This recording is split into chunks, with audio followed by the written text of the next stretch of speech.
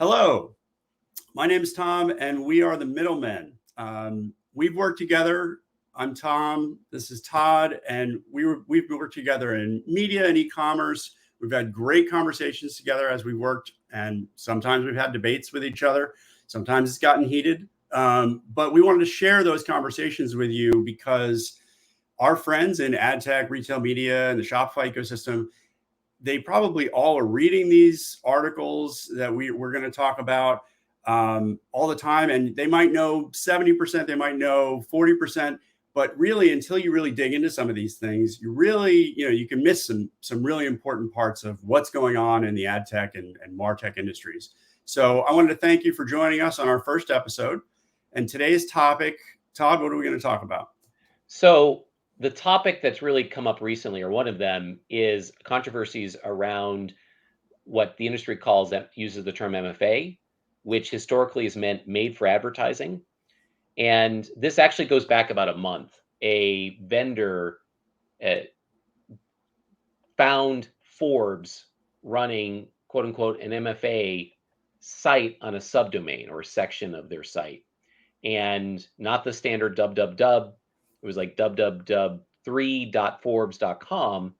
And there's controversy around, was Forbes identifying that this subdomain was a different user experience than the rest of their site as they were selling their ads programmatically through AdExchangers and things like that. And so they were called out for, are they doing the right thing? Are they being above board? Are they being transparent?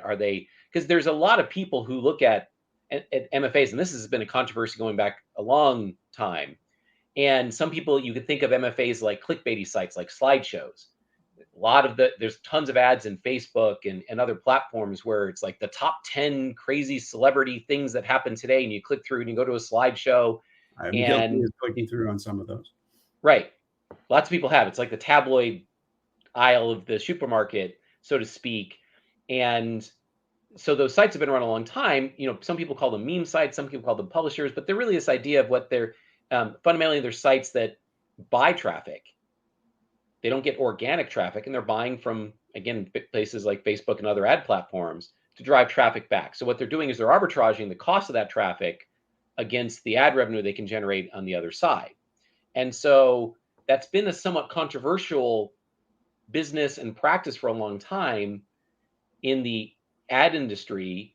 And so people have, it seems to come up every 3-6 months, like the latest, like, or should we as an industry be supporting these types of sites? And so a month ago, Forbes was pulled out for saying, hey, wait a second, Forbes is running an MFA site within their domain, and it doesn't look like they're being transparent about the fact that they're not sending traffic to their normal domain. So if you're an ad buyer, you think you're buying the normal Forbes article. Well, if you bought the subdomain, it wasn't the same user experience. The ad load was many, many, many times higher. Yeah, and that's sort of, when I read about this a little while ago, my first, reaction, was from an ad quality perspective. Oh my God, this would be an insane user experience with all these ads all over the place. And so, initially I was like, okay, this is fraud. This is what I know of as MFA, but I think, what you talked about in terms of buying traffic, there's two parts to it. There's the ad load, there's the buying traffic. And if you don't separate those things, I think you kind of just sort of look at anything and you say, oh, it's MFA, we need to block it, right? Well, I think your reaction, and for those listening, Tom has been in retail and online advertising related, the intersections for that for a very long time. So you're very knowledgeable about the space. And your gut reaction is when you see the 3 letters MFA is fraud. Yeah. And it's wrong. Like it's somehow maybe even illegal, right? And so whereas, when we started talking about this and why it became a topic to kind of share with the world is I was like, it's not fraud. Yeah, these sites can be perfectly legitimate. And Tom's reaction was like, what are you talking about, Todd? And how can you defend these? And I said, you know what, there's degrees of behavior here that I think we need to focus in on, because I think the reality is with MFAs, people, when they bring that term, is I say, well, let's define an MFA. And the reality is, it's kind of like porn. You know it when you see it. When you actually start looking for definitions, you're like, well, it's a publisher with a lot of ads. And as I said to Tom in our original conversation, which led to this today, I said, tell me a local news broadcaster website you've been to recently where you just aren't bombarded with pop-ups and layovers and all sorts of an ad load that is probably even worse than most MFA sites. Like, I just dread going to a local news site because you're just going to get just murdered with ads. Right. I'm like, well, how is that any different? Yeah, and it's a systemic problem where they're not making enough revenue on their their very premium domain, or even medium premium domain. Without making enough money, they start just keep loading it up with ads. Is that a made for advertising site? Well, we probably say no, it isn't. Right. Even though the ad verification companies are now starting to use that as a way of creating shades of gray of like MFA, lightly MFA, whatever. A little bit, right? Yeah. And I think, even them calling a site MFA is potentially problematic. And what they should say is, let's get to more specific definitions. And to your point about fraud, you're not alone in thinking that, because just a few days ago, one of the luminary families of our industry, the Casales, Andrew Casale, right, of Casale Media, penned a piece in AdExchanger basically calling for the industry to stop supporting MFAs. Don't monetize, don't work with MFAs. They're fraudulent. They're bad. It sounds like a truism. It sounds like an easy stance to have. And I think it is an easy one to sort of make, but this is where I push back a little bit. And I'm like, wait, what do you mean? Like, there's nothing wrong with buying traffic. By the way, people have been buying traffic to run against quote unquote premium domains. Like the largest, most well-known publisher brands have been buying traffic to traffic against sites they need to run. Like, if I have an IO that I have to deliver 500,000 impressions and I haven't been able to generate that, I buy traffic to fill that IO. That's been going on at premium, quote unquote, premium publisher brand sites since the beginning of the internet. So this idea of, well, it's buying traffic bad. Well, maybe not, right? And again, if the advertiser knew that publisher might be buying traffic and it's okay, it's part of the terms and conditions of their IO, then it's not a problem, in my opinion. So buying traffic isn't necessarily a problem. The next is, okay, well, maybe it's ad load. Well, what's an appropriate, quote unquote, there's plenty of sites that run completely, or, tons of ads. We talk to these local news broadcasters, and they're probably all organic traffic, and they have really crappy ad experiences for their users. And, is that legitimate or not? And I think, we as an industry really should start focusing on what's a bad behavior. And by the way, if quote unquote these MFA sites get wiped out because we start saying, you know what, websites with this many of ads or this amount of ad load time or whatever should get blocked from general ad campaigns, so be it, right? I'm perfectly comfortable with that point of view. But I think this sort of standpoint that, oh, this is a category of sites we can't do, I would say, no, what we really need to do is stop fraud. Stop sites that run bot traffic and then steal the dollars that would be going to legitimate publishers running legitimate businesses. Yeah, that's a problem. Yeah, I mean, I think that's a truism. That's something that people don't want to see happen. But there is a nuance in terms of, if there's traffic. First of all, I guess a couple of things. One is the buying of traffic for a publisher. I think you talked about this a little bit in terms of, consumer acquisition is really important. The social networks do that at scale. I think the challenge here, to get it back to the AdExchanger discussion, was why would a publisher be putting it on a subdomain and potentially, and this is up for conjecture, are they hiding it? And I think that's sort of the issue that showed up here, because they don't want to tarnish their main domain, right? So when you mean by tarnish, it's the user experience. They want a different user experience. And, and by the way, just I think a day or two ago, another premium publisher, so it's not just Forbes. So originally you're like, oh, Forbes is doing this, they're the one bad apple.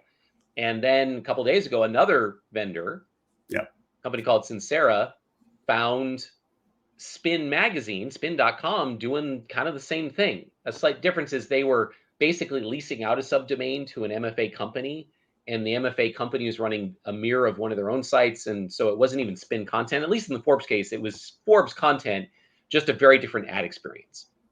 In the Spin example, it wasn't even their content.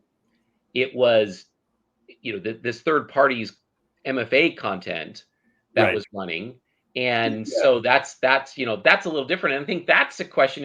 And so the I think problem that in that brings case, up a good point, which is like, how is it that it's not possible to just know, like, figuring out that was an MFA company running it, like, how come they didn't just know that from, the programmatic process and the auction that's being run?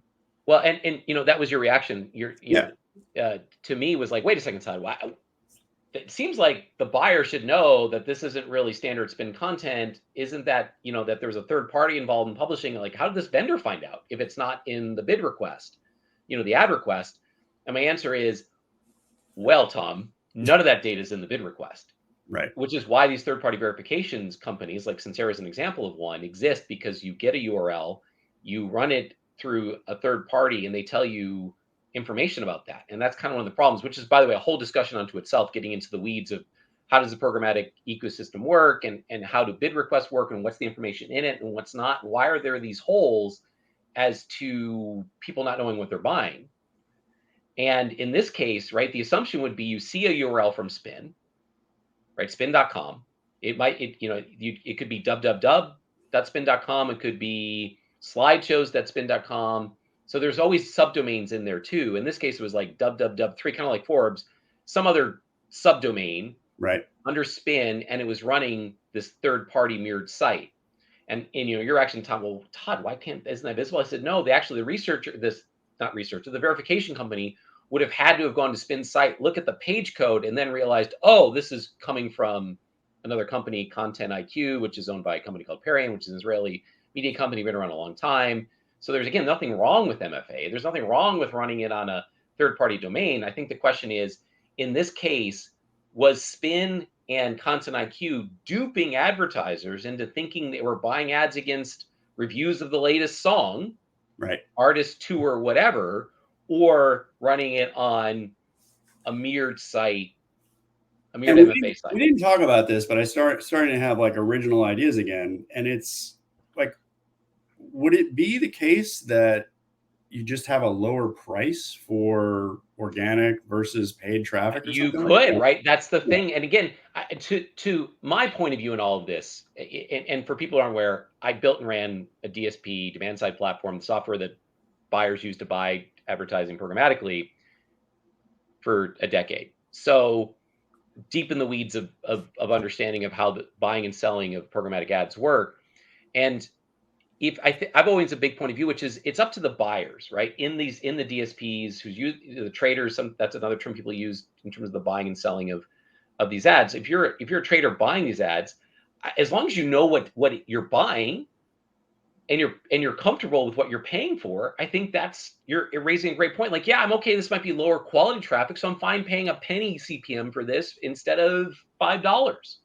Yeah, I think the demand side it can be very righteous in saying, we don't want our advertisers to see any of this kind of traffic. But then you have on the publisher side and the supply side platforms, a lot of sort of hushed kind of like disagreement, because they know that the advertisers also say they want cheap reach, and they know that their publishers need to make money and they need to fill their IOs or whatever it is. So there's a part of this discussion that's just not happening. And it used to be, we used to say MFA was stood for made for advertising, was kind of this pejorative fraud gut reaction sort of thing that you had, Tom, and others. Yeah. And again, you were kind of stunned as I kind of started standing up for these people. I was. And my point of view is that there's lots of traffic and there's lots of price points for ads. And again, if the buyer is aware of what they're getting, then, and it's legal, like US law legal, or Europe and EU and whatever, as long as it's legal, I think it should be up to that buyer to make that decision. Now, the challenge, of course, that we're getting into too is that information getting to the buyer? Yeah. Is that information, and I think that's where degrees of separation and fraud start to show up, which is, I'm absolutely against buyers being duped. Right. Like, that is a problem, and we should stamp that out as an industry. Abso-frickin-lutely. Well, I think that may be, and we're probably coming to the time on this one, is that could be another discussion that we have in our next podcast, because I think that, there are other examples where that duping, we might have better examples to talk through. And I think that's fundamentally where a lot of these problems start to come up, sort of as a closing thought, which is if the information is credible and buyers and sellers can transact in a open and transparent and probably verified manner, great. Let them transact how they wish.